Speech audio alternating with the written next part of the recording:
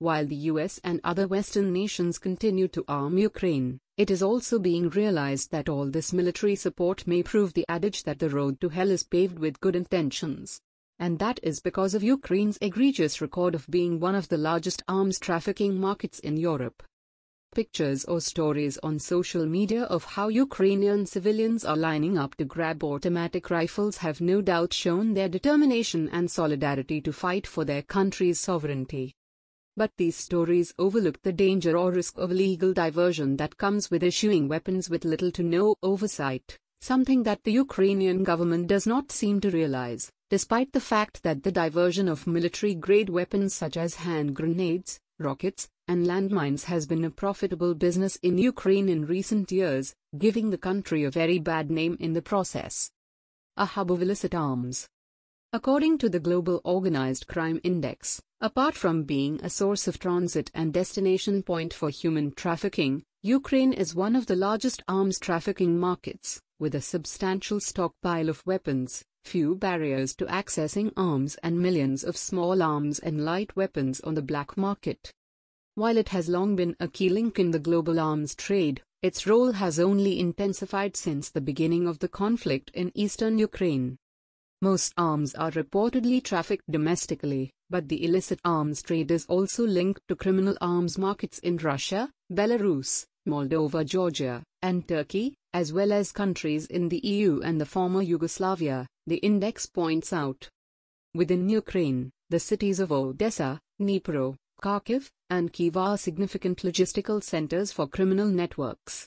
The increasing number of arms combined with relatively limited controls and conflict in parts of eastern Ukraine has resulted in a sharp increase in the size of the criminal market for small arms and light weapons, particularly Makarov and Tokarov pistols, AK-pattern assault rifles, and Dragunov sniper rifles. Additionally, there is a smaller market for light machine guns. Firearm seizures have been the largest in the Donetsk and Luhansk regions, where fighting has been the most intense. Conflict-affected areas constitute the major sources of illicit flows for the rest of the country. Similarly, a 47-page European Union (EU) document, dated November 30, 2021, and drafted by Impact, a security-driven initiative by EU member states, talks of the rising attempts to smuggle illegal firearms into Poland from Ukraine and arms trafficking in the opposite direction. How is Ukraine fighting the menace? Of course, since its emergence as an independent country in 1991, Ukraine has been fighting the menace of illegal smuggling of arms, ammunition, and armament. Scientists and engineers for all the troubled spots of the world, notably the Middle East, North Korea, and China. The Ukrainian government has conducted investigations into the theft of military property, but a diversion of small and major arms persisted.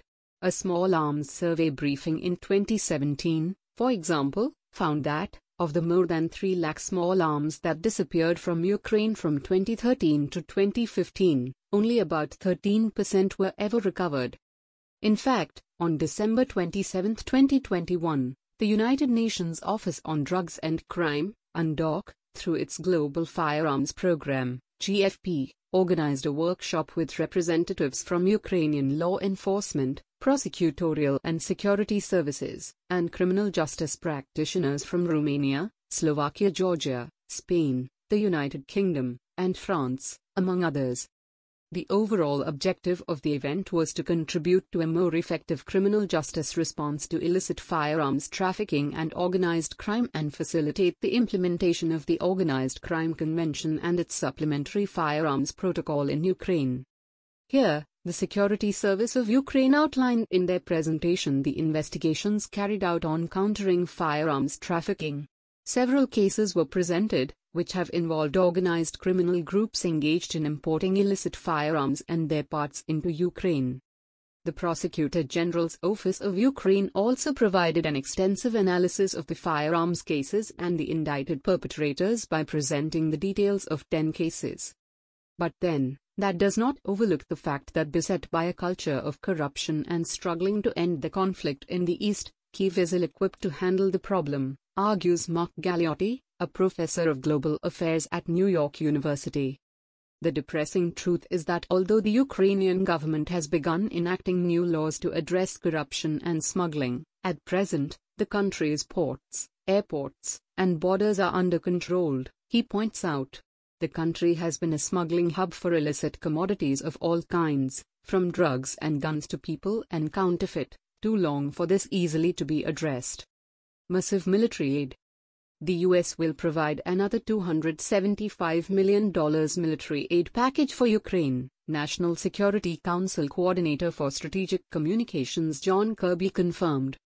The $275 million authorization of presidential drawdown assistance is the 27th such package since August 2021, the Pentagon said in a statement. The package includes ammunition for high-mobility artillery rocket systems, HIMARS, and 80,000 rounds of 155mm artillery ammunition, the statement said. The package also includes counter-drone equipment, counter-air defense capabilities, and approximately 150 generators, the statement added.